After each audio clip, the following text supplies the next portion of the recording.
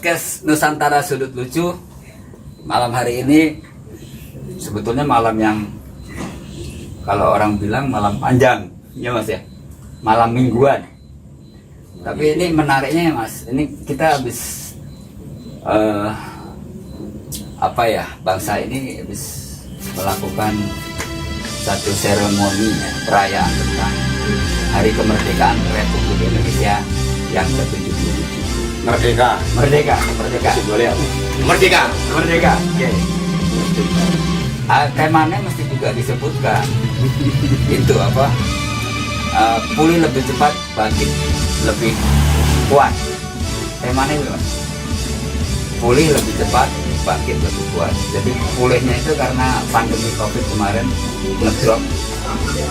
Pulihnya cepat, tambah kuat. Baik, kita, kalau saya punya salamnya agak menyeluruh, tapi saya wakili aja Mas. Ya. Assalamualaikum warahmatullahi wabarakatuh. Waalaikumsalam. Salam sejahtera buat kita semua. Om Swastiastu, nama budaya, salam kebajikan. Baik, kali ini saya ditemani dengan dua, apa kalau saya panggil dewa ya. Dewa CS. Dewa CS. Ini narsum saya ini rodo-rodo gitu, rodo-rodo. Rodo-rodo edan ya. Ya, kalau edan enggak Mas. Rodo-rodo nyelimur dengan pakem-pakem yang ada di masyarakat. Paling sudut kanan saya paling ujung ini Mas Agus Dwiato. Saya bilang budayawan. Nah, di tengah-tengah ini Mas Kus Edi, maunya dipanggilnya Kus. Kalau Edi kayaknya jarene di Mas Kus. Saya menganggap beliau Mas Kus ini adalah pengamat sejarah lah, bisa menjelaskan. Mas, ini bukan studio jadi ada motor-motor lewat. Oke, kita salaman dulu Mas. Ben rada ini mantap rada Macam. Jadi kalau berarti enggak ada jobas lagi ya? Enggak. Ini dalam rangka merayakan kemerdekaan. Ada yang menarik Mas. Jadi sampai ini nanti harus merespon apa yang disampaikan Mas Agus. Mas Agus itu berkomentar tentang saya dan sebetulnya sudah sejak sebelum perayaan 17 Agustus. Risalahnya itu dari podcast kita pertama tentang Islam dan Indonesia. Kalau nggak salah ya Mas Agus ya? Yeah. Islam ya Indonesia, Indonesia ya Islam gitu kan. Nah, penjelasannya pripun Mas? Ini pakai bahasa Jawa Enggak apa-apa ya. Pripun Mas? Ya mungkin Mas Kus bisa kasih wara-wara dulu apa ini? Enggak, monggo langsung ke panjenengan mawon. Enggak. Langsung aja. Mas Agus dulu itu kan kalau saya hanya membayangkan gini Mas. Ya, Mas Medi. Ya, membayangkannya ketika kita masuk Islam itu dengan, ya ini bahasa saya masih umum Mas, rahmatan lil alamin. Ya, menjadi rahmat. Dan bicara Indonesia ini jadi bagian yang sangat penggambaran dunia sebetulnya Mas. Musim memang hanya 2 musim, tapi bicara plasma nova Mas, tadi saya ngobrol sama Mas Kus, untuk binatang aja mungkin ada di negara lain nggak ada. Kita melihat Jazirah Arab, saya cerita sama Mas Kus, nih kalau unta kalau kalah jengging kelabang gitu kan. Kalau Indonesia dari Anoa, dari itu udah penggambaran besar gitu. Itu baru dari fauna, floranya. Terus kalau manusianya suku bangsa. Ini ada Indonesia Timur, Tengah, Indonesia Barat ya kan, dengan warna-warninya itu. Terus ini seperti gambaran rahmatan lil alamin. Artinya kalau bisa bersatu seperti sekarang ini kan, itu menurut saya seperti rahmatan lil alamin. Dan itu sebagai gambaran dari realitas yang ada di dunia tentang Islam sebetulnya. Ini gambaranku Mas, ini wong bodoh gitu kan. Pripun Mas Agus? Ya, bentar.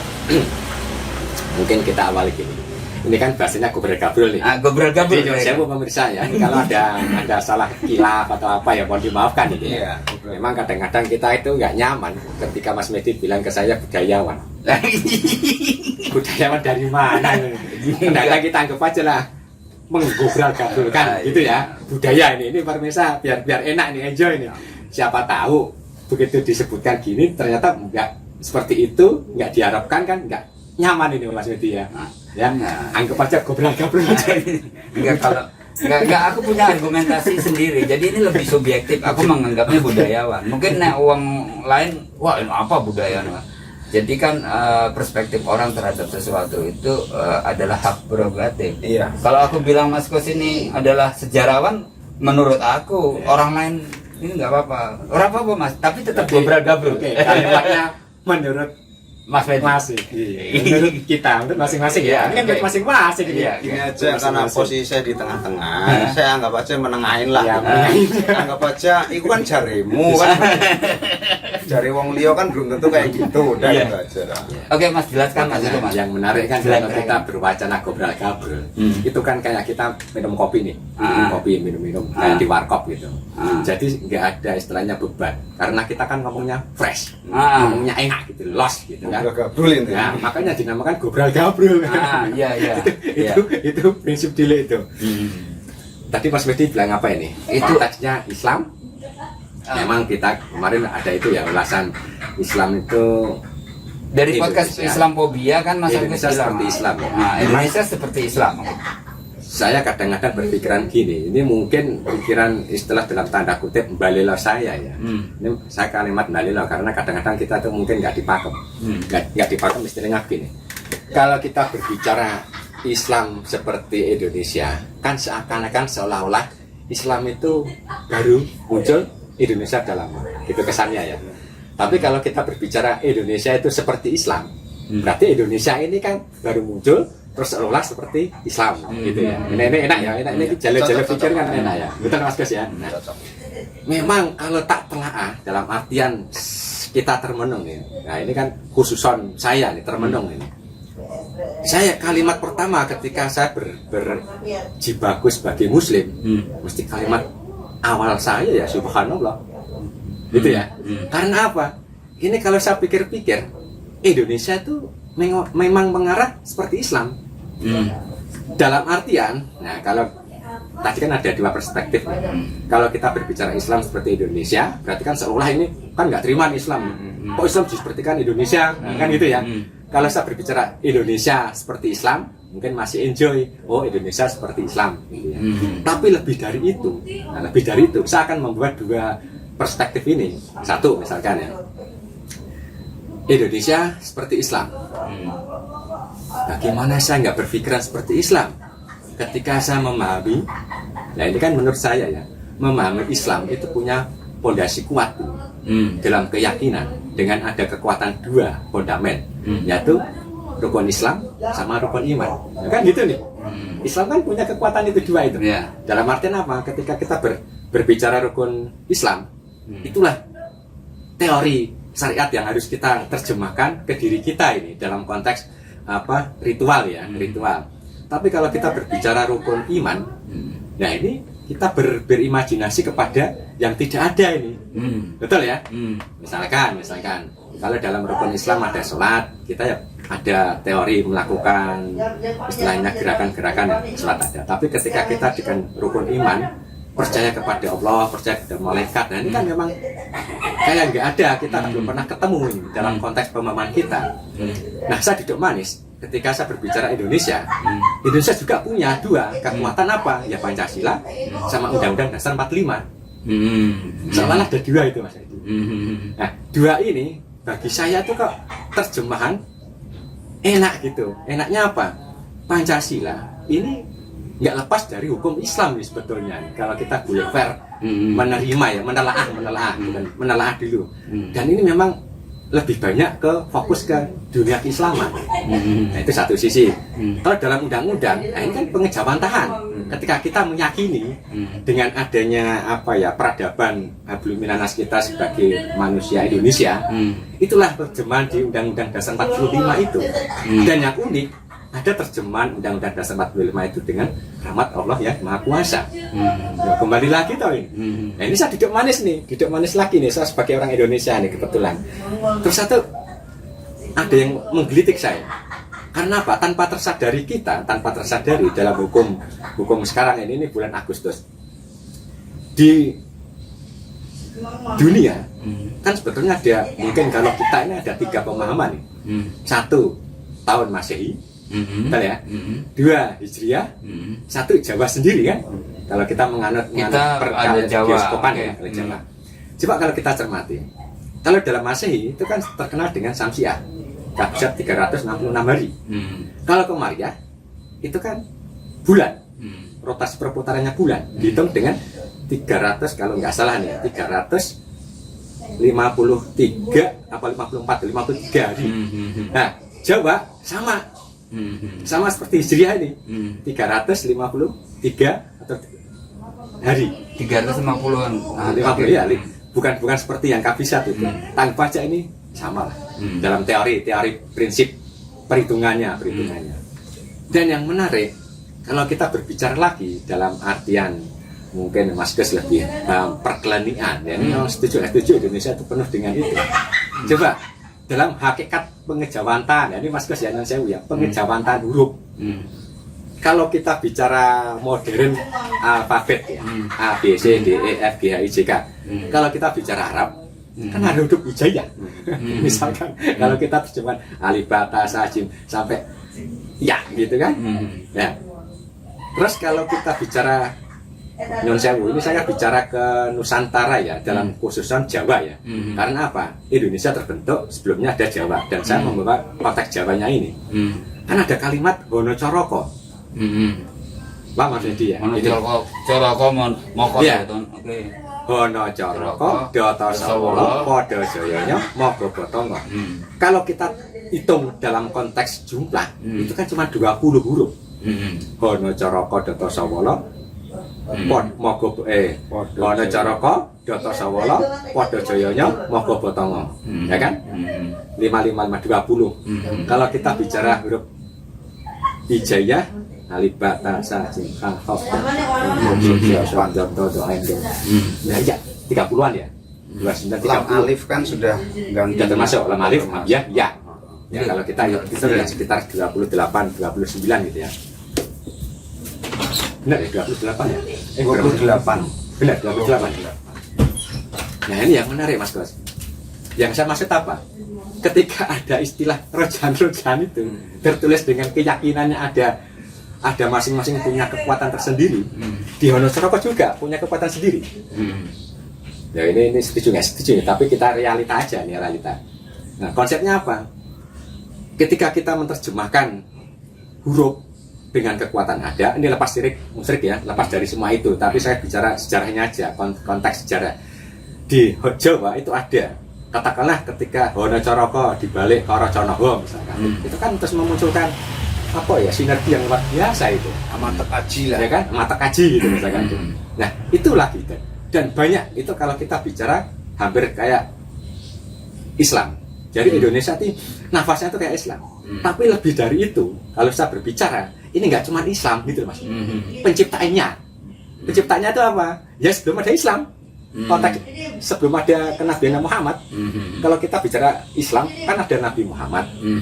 Maksudnya Nabi akhir zaman dengan risalah keislaman yang kuat, dengan notabene Al-Qur'an itu, dan itu disepakati. Tapi lepas dari itu kan ada nabi-nabi sebelumnya. Nabi-nabi sebelumnya itu anggap aja lah, dari asalnya Nabi Isa dengan hukum Injilnya, terus depannya lagi Nabi Daud, terus Nabi Musa. Ini kan punya risalah-risalah sendiri. Nah, ketika semua itu dimujawantakan, Indonesia ada itu semua, gitu loh. Nah, itu yang saya maksud. Jadi nggak cuma Islam aja sebetulnya di Indonesia itu. Penciptaannya, itu ini luar biasa. Makanya kalimatnya itu huruf besar itu semua, ya kan? Iya, ini Mas, kurang lebihnya kayak gitu. Enggak, ini kalau dalam perspektif aku kan ngobrol-ngobrol juga Mas, juga punya keterbatasan. Artinya ada dialeknya Mas Agus ini untuk menggadokkan beberapa dimensi. Nilai-nilai ini lebih ke arahnya menurutku logik berpikir. Ya, ya. Mas, ya. kita berpikirnya logis tentang bagaimana hubungannya otak-atik gatoknya gitu. Tapi benar nggak Mas? Kira-kira analisanya Mas Kus Benar, gimana? karena Benar. menurut dialektika yang saya pahami ya, antara saya dengan diri saya, antara diri saya yang sejati dengan diri yang manunggal jati kan begitu, alias sang pencipta atau sang maha kuasa. Jadi nama dari kata Indonesia dengan nama Indonesia berapa huruf? Islam dengan nama Nusantara itu semuanya saling berhubungan.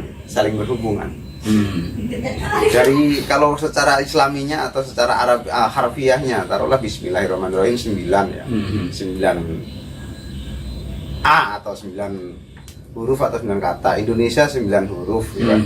Begitu juga dengan Nusantara. Berapa huruf itu? Nusantara 9 huruf. 9 huruf ya. Jadi saya menangkap atau memahami apa yang disampaikan oleh saudara atau abang saya ini Mas Agus ya. Memang Indonesia ini atau dalam tanda kutip luasnya ya, Nusantara itu memang saya menyebutnya itu adalah surga.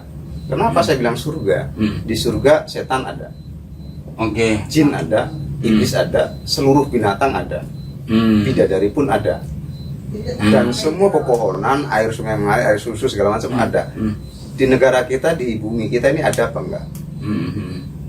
Menurut panjenengan ini. Kalau saya itu agak menarik susu itu Mas. Ya, susu itu realnya gimana? Nah, di atau ada di bumi sapi-sapi? tempat kita berpijak ini kan banyak bidadari yang luar biasa cantiknya, luar biasa eloknya.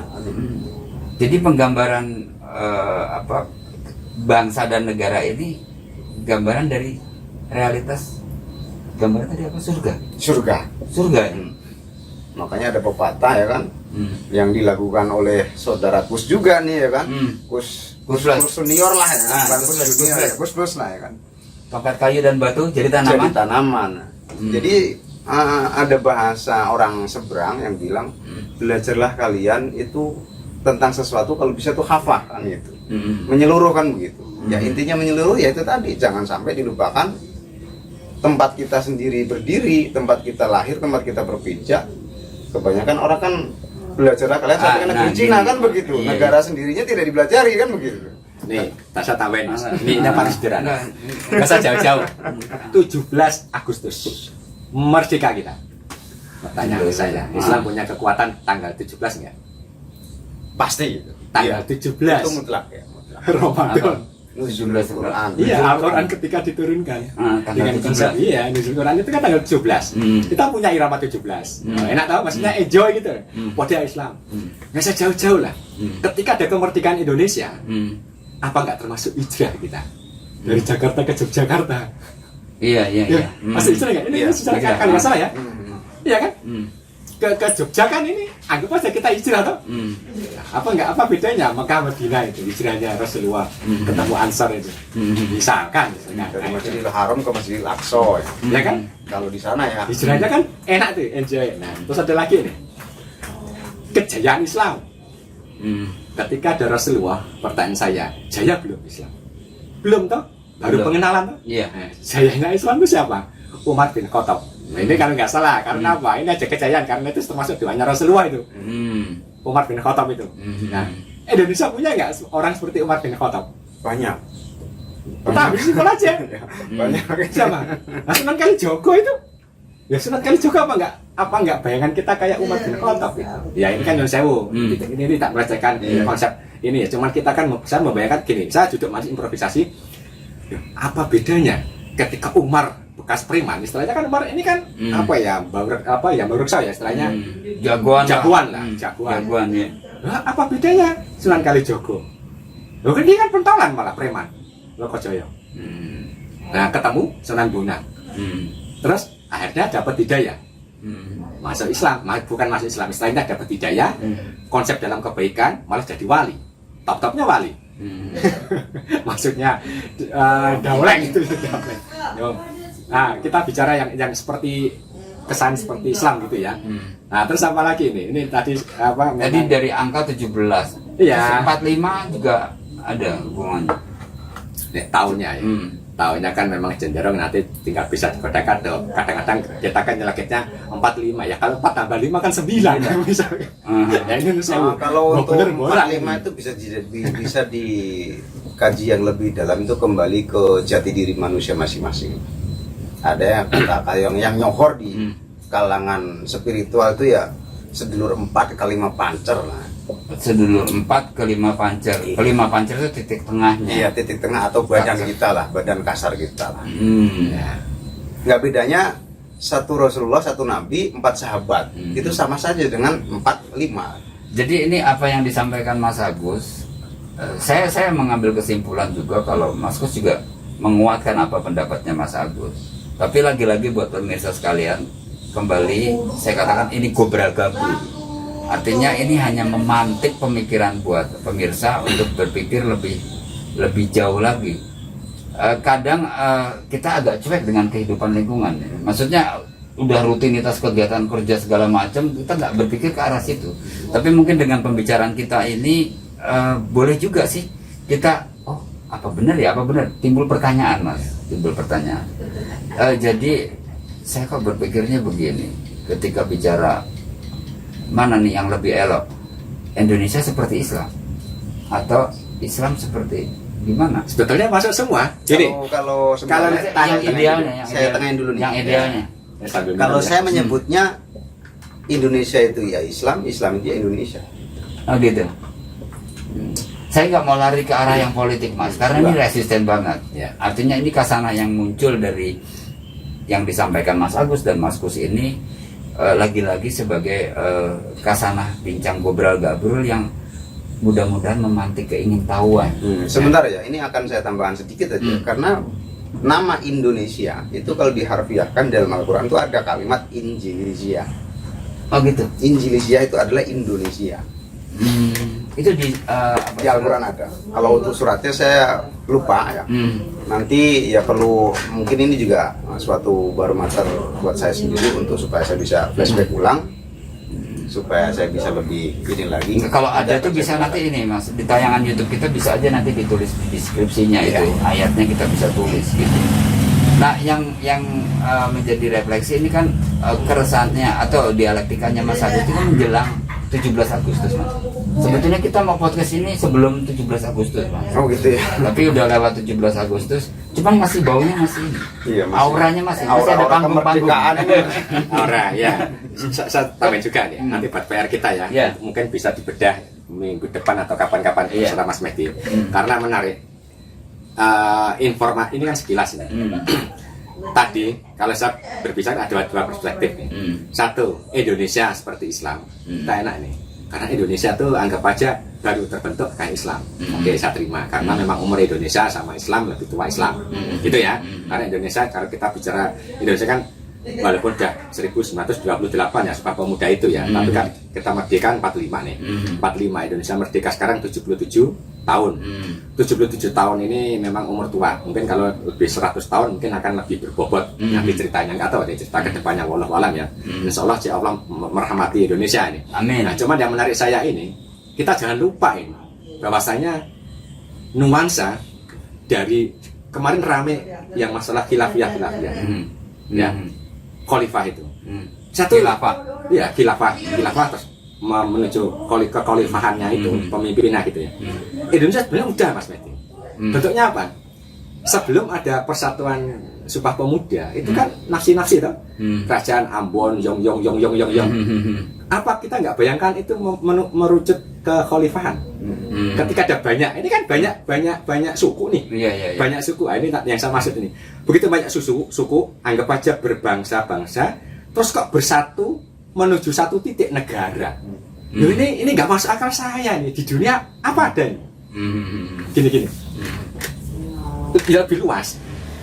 Kalau kita berbicara Islam, padahal ini nggak Islam ya, karena ada teori ini mungkin semua hukum kemanusiaan dari Adam sampai kiamat nanti.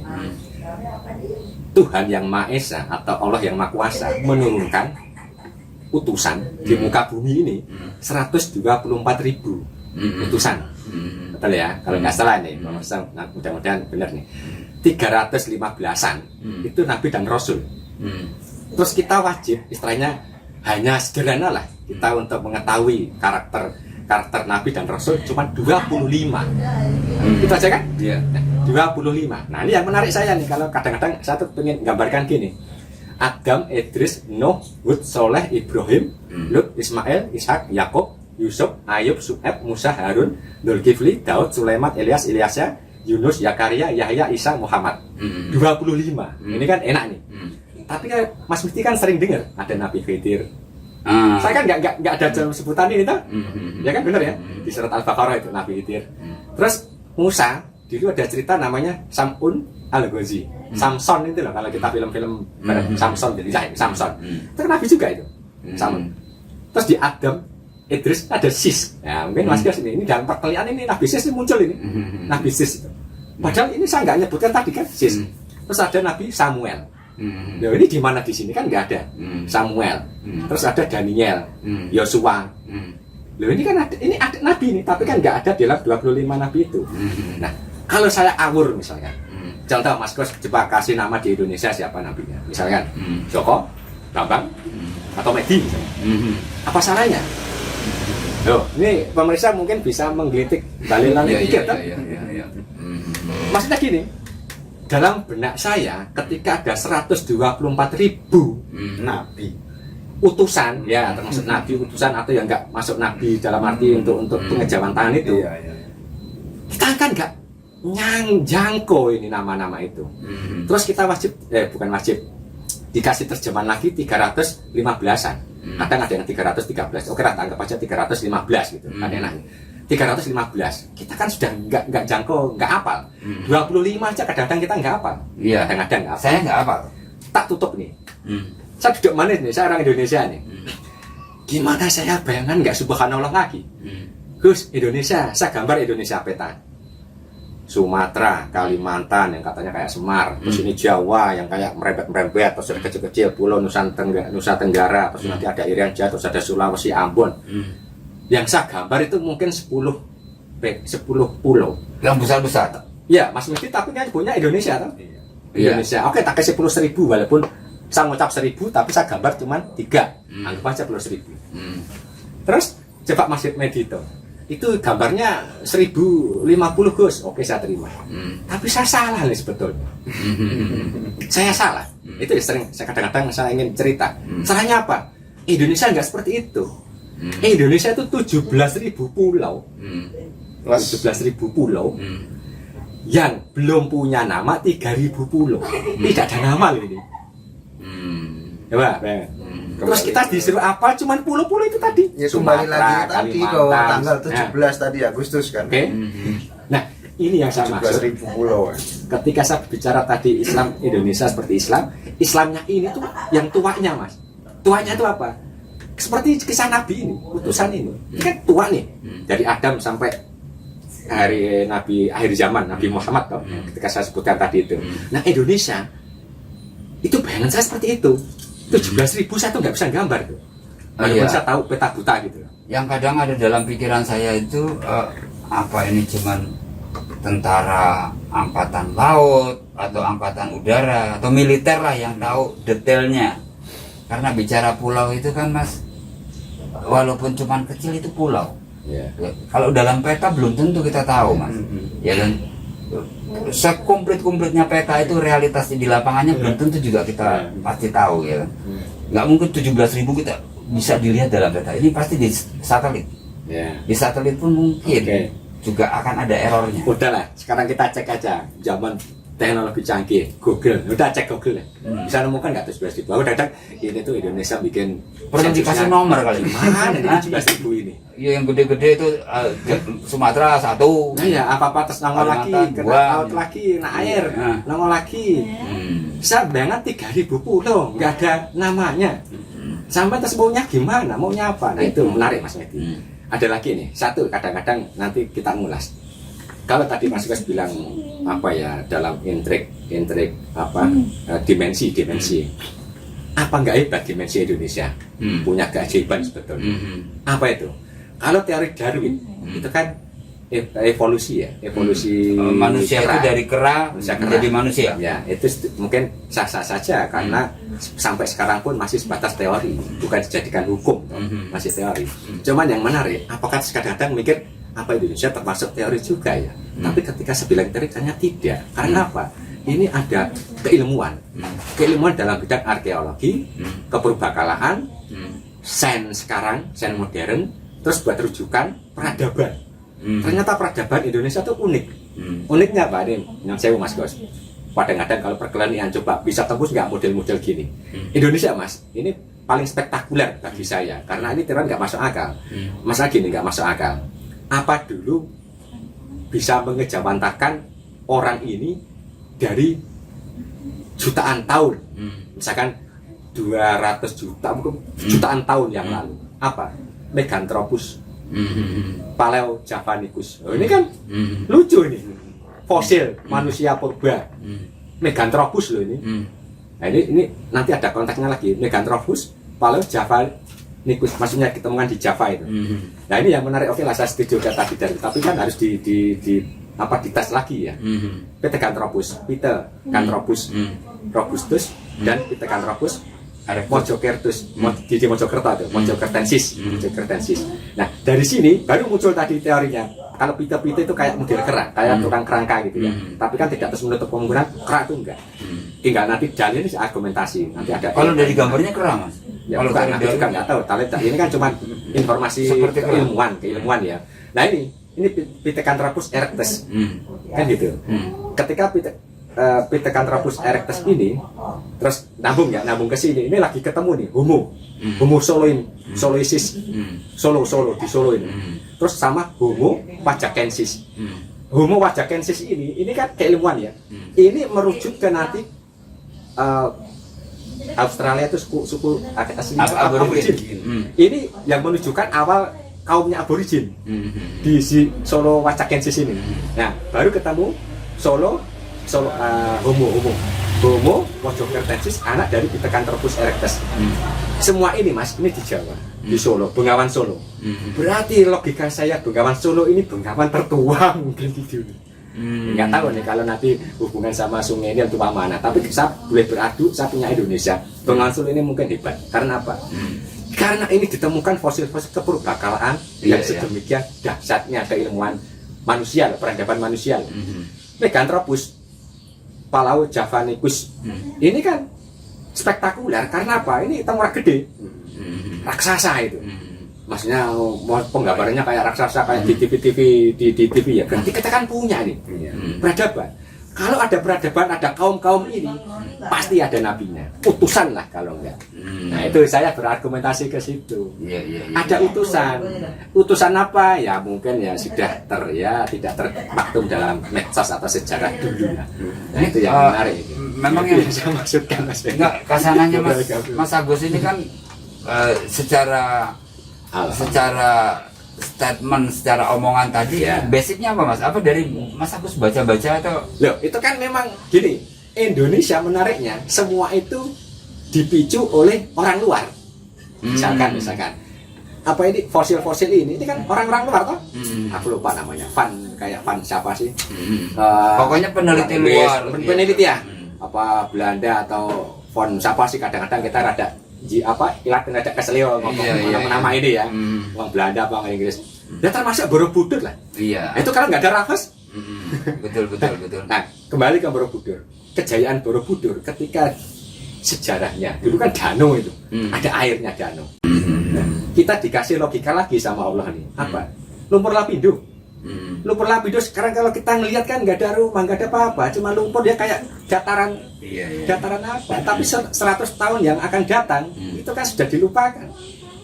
Tapi kalau digali nanti masih ada kalau ember. digali masih ada ember, ada Tiang apa listrik. Tiang listrik ya seperti itu kan Indonesia. Dan malah kadang saya Tersembunyi malah berpikir kadang peradaban ini justru setback ke belakang. Artinya kalau kita buka Mojokerto dengan peninggalan Majapahitnya itu rapi, jalan solokannya ada. Tapi kalau mungkin sekian ratus tahun ke depan Sidoarjo digali, itu ada macam-macam Ya. nggak beraturan. Iya. Tapi baik ini saya hanya yang dijelaskan Mas Agus ini adalah semacam imajinasi, daya kritis, kemudian juga saya bisa berpikir gini, ini mesti diungkapkan walaupun plus minusnya itu ada yang pro dan kontra ya Mas ya. Ya. Karena Ya, ada saya yang pro dan kontra. kontra. Nah, saya mau minta closingnya dulu nih sebelum saya tutup dari Mas Agus bagaimana? Apa yang disampaikan dari Mas Agus tadi?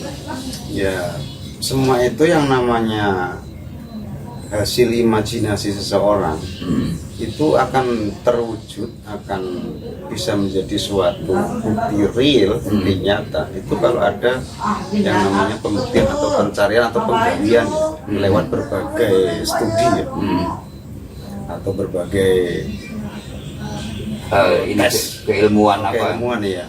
Dan semua itu memang harus merujuk kembali ke sejarah ya, atau peradaban-peradaban dulu ya, supaya semua manusia itu intinya pasti ada asal muasalnya, itu aja. Nah, Mas, singkat aja yang mau saya tanya ke Mas Agus. Ketika muncul keresahan ini dan disampaikan melalui podcast ini, apa tujuan Mas Agus? Ya, waktunya. Oh, memang waktunya. Nah, kita segini kan apa nggak kuasanya Allah nih. Oh, gitu ya, baik. Memang waktunya. Ya siapa tahu kita ngobrol-ngobrol gini, pemirsa terus buka wacana, Iya, oh iya. Indonesia tuh hebat ini. Iya. Ya kayak itu tadi judulnya, pulih cepat apa namanya? Lebih Pulih cepat. lebih cepat, Pulih lebih cepat, Bangkit lebih bangkit lebih kuat. lebih kuat. Apa kita nggak bayangin? Coba, apa ada negara kalau kita dikatakan 350 tahun dijajah masih jaya kok Mas Agus? Iya. Gemari Palo Jinawi. Tadi Mas Gus apa mengalir susu mengalir banyak susu. Jadi dalam pikiran saya tuh kalau udah lewat korupsi aja masih ada. itu Mas, Tahu nih. kalau kita lewat daerah puncak itu Mas, ada kebun teh gitu kan. Wah, ini kebun teh ini pasti dari zaman Raples sampai dengan Belanda dulu, ini kebun teh udah ada misalnya. Iya, sampai tukang pemetiknya cantik-cantik itu kayak di bidadari persis di surga. Baik pemirsa, ini kalau kita mau diskusikan lebih jauh, banyak yang akan disampaikan Mas Agus, dan saya tetap mengapresiasi apa yang disampaikan Mas Gus karena punya analisa yang lebih kritis. Jadi ibaratnya kalau punya kamera tuh Mas Gus tuh tajam zoomnya tuh loh nih. Kalau saya cuma segini. Nah, ini sebagai pembuka Mas. Jadi nanti kita akan lanjutkan. Mudah-mudahan dalam podcast kali ini ada yang komen-komen menanyakan, dan ini menjadi menarik untuk jadi bahan diskusi kita lagi ya Mas. Ya, boleh. Oke, baik, saya akhiri dulu Mas ya. Oke, terima kasih Mas Agus dan Mas Gus, dan mohon maaf ini wedangnya. Kami podcast itu dadakan dan luar biasa bisa juga terselenggara walaupun minus sajian-sajian yang bisa mengembirakan gitu kalau dilihat ini kosong. Baik, kita akhiri dengan wassalamualaikum warahmatullahi wabarakatuh. Waalaikumsalam.